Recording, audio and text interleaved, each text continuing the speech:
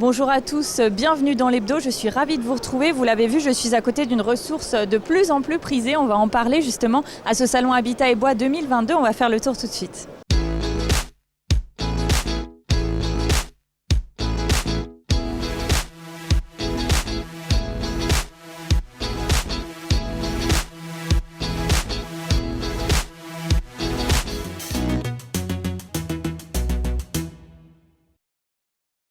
Nous sommes donc au centre des congrès d'Épinal. Je suis avec Xavier Desindes, bonjour. Bonjour. Donc l'organisateur de ce salon Habitat et Bois 2022, 43e édition déjà. Et ça a commencé fort cette année, il y avait beaucoup de monde déjà jeudi. Oui, hier on a bien fonctionné. On a eu un passage météorologique un peu compliqué en début de journée, mais ça s'est rétabli et effectivement on a fait une très belle journée hier. C'est vrai que les exposants du coup qui sont dehors sont peut-être un peu lésés par les conditions météo parfois. Oui, c'est un peu la problématique quand on est dehors. Il faut pas essayer de passer un peu entre les gouttes, mais c'était pas simple hier. Mais je crois qu'on va de toute façon avoir un week-end qui devrait être favorable. Bon, tant mieux. Et le retour cette année de conditions plus normales. Bon, on sait que les 2 dernières années ont été marquées par le Covid. Heureusement, l'événement a pu avoir lieu. Ce n'était pas le cas de tous les événements. Mais en tous les cas, cette année, plus de liberté. Oui, on le sent d'ailleurs, les exposants sont plus détendus. On a un peu plus d'exposants qui reviennent aussi parce qu'ils ont compris qu'on allait travailler dans des conditions qui étaient un peu similaires à celles qu'on a connues avant le Covid, ce qui est le cas. Et ça s'est ressenti notamment hier en fréquentation par exemple. On a retrouvé un peu les niveaux de fréquentation qu'on a pu avoir en 2018-2019. Donc il n'y a pas de jauge, pas de passe sanitaire comme on a connu les 2 précédentes années. Et on l'a vu aussi entre eux, ils ont besoin d'échanger, de discuter, ça leur fait vraiment plaisir. Justement, puisqu'on parle de fréquentation, rappelez-nous, année normale, combien vous brassez à peu près de personnes? On est aux alentours de 35 000, 40 000 personnes. Voilà ce qu'on peut dire. On a perdu la moitié pratiquement de visiteurs sur l'année 2020 et un peu moins sur 2021. Donc on n'a pas trop de bases de repères pour cette année, mais on pense que ça va quand même relativement bien fonctionner. Et des visiteurs qui viennent de plus en plus loin aussi. Oui. On le voit à votre affichage et on a aussi dans les départements voisins.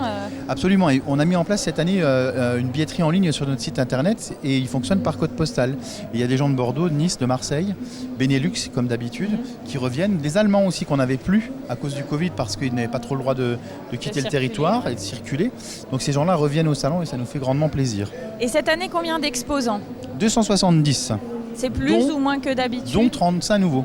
Ah, et ça c'est une nouveauté. Depuis 2 ans, on n'avait pas de nouveaux exposants, les gens ne sortaient pas. Et donc ça montre aussi que le salon reprend un peu d'intérêt. Il y a un regain d'intérêt pour le salon, notamment à travers des entreprises qu'on ne connaissait pas avant. Surtout qu'il y a des problématiques très fortes autour du bois notamment, de la construction de manière générale. Ça rythme aussi beaucoup cette édition 2022. Oui, et puis en plus la construction bois s'inscrit pleinement dans la problématique aujourd'hui d'être moins énergivore, d'être un peu plus précautionneux avec la planète. Il y a vraiment un gros travail de pédagogie et d'explication. Alors comme on le disait tout à l'heure, c'est moins pour les Vosgiens que pour les autres parce que les Vosgiens sont relativement bien équipés en maison à ossature bois, mais c'est pour les Mosellans, les Alsaciens, tous ces gens-là qui ont besoin aussi de comprendre le processus et d'être rassurés aussi pour les procédés constructifs. Il y a aussi toute une problématique autour du recrutement, notamment dans le secteur du BTP. On va en reparler en 3e partie d'émission, mais ça aussi, ça va être au cœur des débats tout ce week-end. Alors c'est un des 2 axes majeurs qu'on a définis cette année pour le salon, c'est faire le lien vers l'emploi. Aujourd'hui, sur les 270 exposants, je pense qu'il y en a 269 qui ont besoin de trouver du personnel, des compétences, du savoir-faire. Et le salon, finalement, avec le volume de visiteurs qu'on brasse, il doit servir aussi à ça, faire le lien entre les exposants et les visiteurs. On a mené une opération spécifique par le biais de la team BTP 88 et du groupe Livio, où on a invité 250 demandeurs d'emploi identifiés à venir rencontrer les entreprises et à rentrer gratuitement sur le salon, par exemple. Ça va être comme un petit speed dating, là, alors, c'est quelques jours. Absolument. Et donc, tout un cycle de conférences comme d'habitude. Alors non, plus que d'habitude. Oui, parce qu'on a toujours le cycle de conférences sur le stand FIBois qu'on vient de passer, mais il y a aussi 2 cycles de conférences pour les boiseux, j'ai envie de dire, dans l'atelier Touchons du bois. On a 2 cycles différents qui répondent à des problématiques plus techniques, évidemment, pour les gens qui aiment bien faire des copeaux. Très bien, merci Xavier, ça donne envie de venir sur ce salon. On se retrouve dans un instant, on fait tout de suite une première pause et justement on était rencontrer un petit peu les visiteurs, on écoute ça tout de suite et on se retrouve juste après.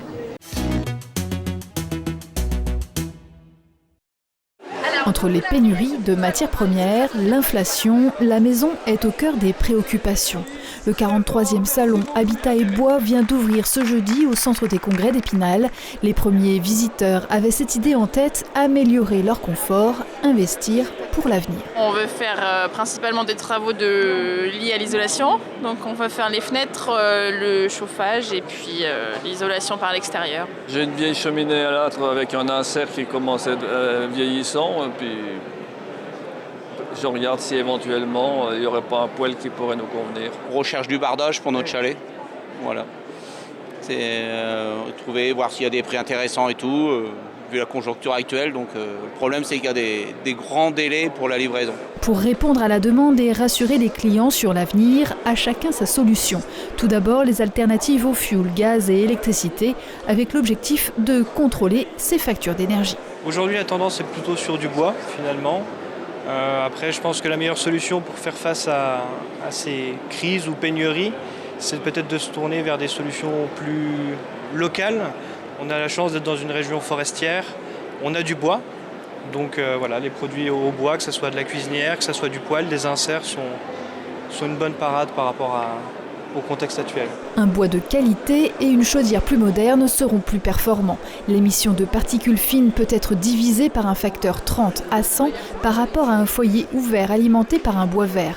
Mais la meilleure énergie, répète-t-on, est celle qu'on ne consomme pas. Il faut isoler les bâtiments. Donc le concept de bâtiment passif, c'est déjà une architecture, je dirais, bien pensée, bien orientée, avec des principes d'architecture bioclimatique. On va plutôt mettre des baies vitrées là où on a du soleil, et pas l'inverse.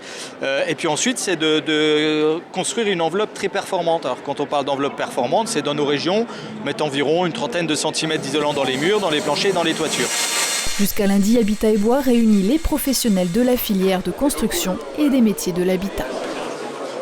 Nous sommes de retour au salon Habitat et Bois. Je suis avec Agathe Schlosser. Bonjour. Bonjour. Vous êtes chargée de mission Bois Énergie pour Fibois Grand Est. Oui. Et avec vous, j'aimerais qu'on parle un petit peu de la filière bois qui est clairement sous tension aujourd'hui. Oui, on a des tensions au niveau de la filière bois, surtout au niveau du bois énergie. Parce qu'effectivement, on essaye de se tourner vers les énergies renouvelables pour être indépendant des énergies fossiles. Et donc, de plus en plus de monde veulent se chauffer au bois. Alors, dans les Vosges, on est peut-être plus ou moins bien placé parce qu'on sait que c'est une filière qui est très développée, qui représente un pan de notre économie assez important. C'est une chance finalement Oui, c'est plutôt une chance parce que la ressource est vraiment locale. Elle est juste à côté de chez nous. Donc, le bois est là et autant l'utiliser pour se chauffer. Alors on sait que c'est sous tension dans le sens où il y a l'offre et la demande, donc tout le monde veut aller vers le bois. Il y a une vraie crise énergétique aujourd'hui. Comment ça se passe? Est-ce que les prix ont flambé Les prix ont effectivement augmenté, comme toutes les énergies, notamment sur le granulé, parce qu'on a besoin d'électricité pour le produire. Le prix du bois augmente également. Et le carburant, donc forcément ça se répercute sur le prix général du granulé ou du bois de chauffage. Donc il y a une vraie transition qui est en train de s'opérer. Les gens qui étaient au gaz, à l'électricité, avec toutes les problématiques qu'on connaît, sont en train de changer. Qu'est-ce qu'on constate Il y a d'une part ceux qui étaient avec un chauffage d'appoint au bois de chauffage qui passent en chauffage principal, donc forcément ils augmentent leur volume. Et également des personnes effectivement qui investissent dans des chaudières ou des poêles pour changer d'énergie. Et alors sur cet aspect-là, il y a pas mal de choses auxquelles il faut faire attention. D'ailleurs, c'est là aussi que vous intervenez, vous donnez les bons conseils. Déjà, comment bien choisir son bois? Donc déjà, il est préférable d'acheter son bois chez un professionnel. On a encore aujourd'hui beaucoup de bois de chauffage qui passent par des marchés parallèles. Le bois doit être sec quand il doit être brûlé pour éviter d'en consommer plus et d'émettre des émissions de polluants. Donc ça veut dire combien de temps de séchage généralement Soit on l'achète déjà sec chez son producteur, et dans ce cas-là il faut juste bien le stocker pour pas qu'il reprenne en humidité. Soit ça dépendra de l'humidité du bois, ça peut aller de quelques mois. 2-3 mois. Est-ce qu'il y a des essences à privilégier? Il faut les mélanger peut-être aussi? Oui, privilégier les feuillus durs. Donc ça va être du hêtre, du charme, du frêne par exemple, plutôt que le résineux ou les feuillus tendres comme le bouleau. Parce qu'ils brûlent trop vite et puis ils chauffent pas, c'est ça l'idée. Ils chauffent moins. Ils ont un pouvoir calorifique qui est moindre que le feuillu dur. Très bien. Et il y a aussi la question d'entretien de ces conduits de cheminée parce que ça va peut-être poser problème. Il y a des gens qui clairement vont réutiliser peut-être des cheminées ou des poêles qu'ils n'ont pas utilisés depuis longtemps et il y a un vrai risque derrière ça aussi. Oui, il y a un ramonage à faire entre 2 et 3 fois par an selon le chauffage qu'on a et le lieu de résidence. Et un entretien également annuel comme tout appareil de chauffage. Est-ce qu'on aurait un exemple de prix du bois, juste pour terminer, en ce moment? Il vaut combien, par exemple? Est-ce que c'est un peu trop tard peut-être pour se fournir ou... Il n'est jamais trop tard pour se fournir en bois. Après, voilà, on peut encore attendre un petit peu, ça dépendra de l'hiver. Pour le bois de chauffage, on est autour de 80-90 € le ster. Et pour le granulé, autour de 500-600 € la tonne à la palette. Il semblerait même que ça ait augmenté chez certains producteurs. On va d'ailleurs regarder tout de suite un reportage qu'on a tourné récemment. Merci Agathe d'avoir répondu à nos questions. On se retrouve juste après.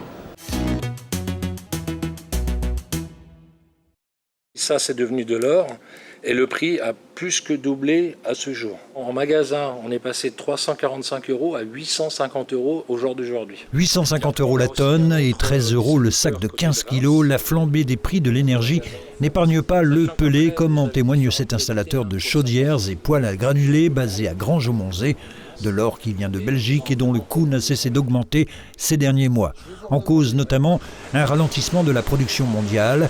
Après une période de croissance où le combustible biomasse, peu impacté par le prix du baril de pétrole, a séduit de très nombreux consommateurs, une forte consommation de granulés, puis la hausse du coût des énergies ont fait grimper ceux de production et de distribution. Et puis autre phénomène, un surstockage, et pas seulement de la part des particuliers. Cette pénurie a été accentuée par certains, on va dire, fabricants ou fournisseurs, plus exactement, des gros, qui aujourd'hui ont beaucoup de granulés en stock, mais ne les vendent plus depuis mars-avril. Voilà. En fait, c'est de la spéculation. Oui, c'est exactement la spéculation avec un grand S. Les chaudières et poêles à granulés ont également vu leur prix exploser, plus 35% selon l'entrepreneur toujours. On a déjà des clients qui souhaitent, entre guillemets, annuler leur commande ou retarder leur commande de leur installation de chaudières et de poêles à granulés. Voilà. Alors je pense que beaucoup plus de chaudières que de poêles, parce que les gens pensent aussi quand même aujourd'hui à un mixte, étant donné que de toute façon toutes les énergies sont quasiment, aujourd'hui équivalents ou montent en termes de prix. Le poêle à granulés reste quand même un très bon mixte. Même constat du côté de Golbet dans cette autre entreprise. Un sac de 15 kg actuellement, ça coûte 11 € grosso modo pour le mois de septembre. Bon, par palette, on a un tarif un peu dégressif, mais on est à 690 € la tonne. Et l'année dernière, oui, on était dans les 300-330 € la tonne. Ici, on fabrique du granulé vosgien qui vient compléter ses stocks venus également de Belgique. Et l'on sent bien le recul du particulier devant cette montée des prix. On voit bien qu'il y a des personnes qui réduisent leur approvisionnement, qui ne vont pas réussir à passer l'hiver parce qu'ils ont fait un petit approvisionnement de 2 tonnes qui ne leur suffira pas pour pouvoir le payer assez vite. Et après, voilà, la deuxième moitié de l'hiver, ça va peut-être être un petit peu compliqué. Et les prix vont continuer à augmenter ? Vraisemblablement, oui, parce qu'on a des échos de l'Alsace où ils sont déjà dans les 850 € la tonne et d'autres départements qui nous disent que c'est aussi compliqué. En Bourgogne, j'ai des appels de Bourgogne qui me disent qu'ils ont des granulés à 700-800 € la tonne. Les chiffres d'affaires de nos deux entreprises ne sont pas pour l'heure impactés, mais des inquiétudes se font jour pour l'avenir, d'autant que le prix du bois est lui aussi à la hausse. Nous sommes de retour au salon Habitat et Bois. Je suis avec Aurélien Compello. Bonjour. Bonjour. Alors vous êtes conseiller jeune entreprise du côté du CFA d'Arches, donc spécialisé dans le BTP, c'est ça ? Exactement. Donc conseiller jeune entreprise au BTP CFA Vosges. Et du coup, une problématique qui est très prégnante en ce moment, c'est l'emploi. C'est difficile de recruter. Et c'est un petit peu au cœur aussi cette année des préoccupations de ce salon. Oui, effectivement, les entreprises actuellement du bâtiment sont en recrutement et effectivement ont du mal à trouver des compétences. Et effectivement, manque de salariés et du coup, l'apprentissage peut être un bon levier justement pour y remédier. Ouais. Donc il y a toute une vitrine pour vous, c'est un vrai enjeu aussi ce week-end d'attirer peut-être aussi des jeunes et de leur donner envie ? Oui, tout à fait. Au-delà du recrutement, c'est réellement plutôt une promotion. Effectivement des métiers du bâtiment et de la voie de l'excellence de l'apprentissage. En parallèle, on sait que les chantiers battent leur plein, les constructions, ça n'a pas arrêté, hein, même s'il y a eu des pénuries par moment de matériaux. Donc c'est compliqué pour les entreprises, les artisans sur le chantier, ils ont besoin de trouver aussi de la main-d'œuvre. Hein. Oui, tout à fait, exactement. Et ils souffrent effectivement d'un manque d'attraction de leur métier. Et justement, on est là pour ça, pour donner la plus belle image de ces beaux métiers que sont les métiers du bâtiment. Comment expliquer ce manque d'attractivité justement ces dernières années La pénibilité, c'est vrai que les gens, en tout cas les jeunes, ont une image un peu tronquée des métiers. Ce sont des métiers qui ont énormément évolué ces dernières années et qui maintenant justement sont beaucoup moins pénibles. Grâce aux nouvelles technologies. Les aides, oui, on a des choses qui nous aident dans les gestes, etc., qui rendent les gestes moins difficiles à exécuter, c'est ça. Il y a aussi une volonté d'attirer aussi peut-être un public féminin, mais ça c'est encore difficile aussi. Hein. Oui, ça c'est également difficile. On accueille actuellement quand même de plus en plus de demoiselles au CFA, malheureusement pas assez. Ouais. On accueille une petite vingtaine de demoiselles. Sur combien d'élèves au total alors pour le CFA par an en moyenne? Par an, on est en moyenne 500 apprentis. D'accord. Alors quels sont les métiers qui attirent le plus et à l'inverse ceux qui ont le plus de mal à séduire en ce moment? Tous les métiers sont relativement attractifs. Après, il y a certains métiers quand même qui souffrent quand même de mauvaise image, c'est les métiers du gros œuvre. Oui. Voilà, et puis la pénibilité, ce sont des métiers où effectivement on travaille dehors. Et effectivement, voilà, ça attire un peu moins, effectivement. Ce sont des réelles vocations. Ça va être l'enjeu, en tout cas ce week-end. Il semblerait qu'il y ait aussi tout au long de ces jours du salon des rencontres qui vont être effectuées entre des chercheurs d'emploi et puis des organismes comme le vôtre. Exactement, il y a d'ailleurs le groupe Livio qui est présent sur ce salon pour justement pouvoir rencontrer des jeunes gens et pouvoir proposer des postes effectivement à ces jeunes. Très bien, merci Aurélien Compello d'avoir répondu à nos questions. L'hebdo est bientôt terminé, on regarde tout de suite les infos de la semaine.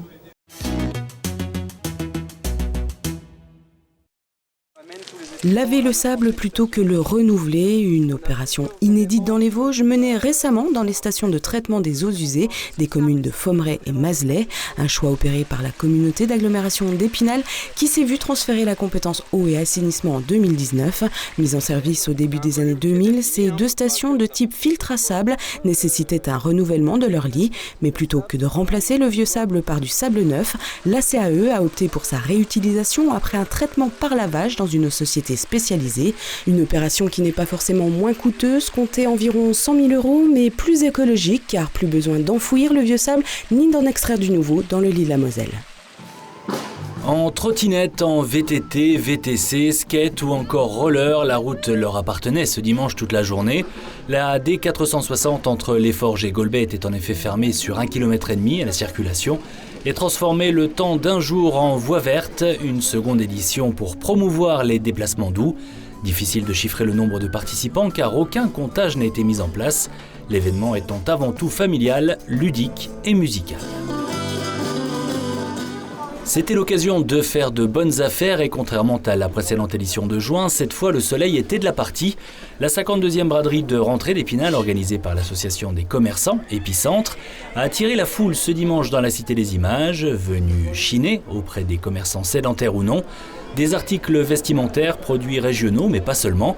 On trouvait aussi pour la 8e fois à la Souris Verte, pour le plaisir des collectionneurs mélomanes, des vinyles.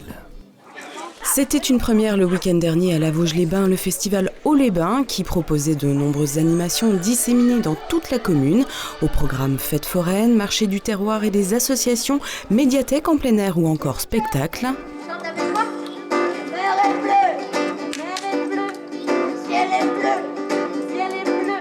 Sans oublier les visites du patrimoine ou encore les activités nature, entre autres.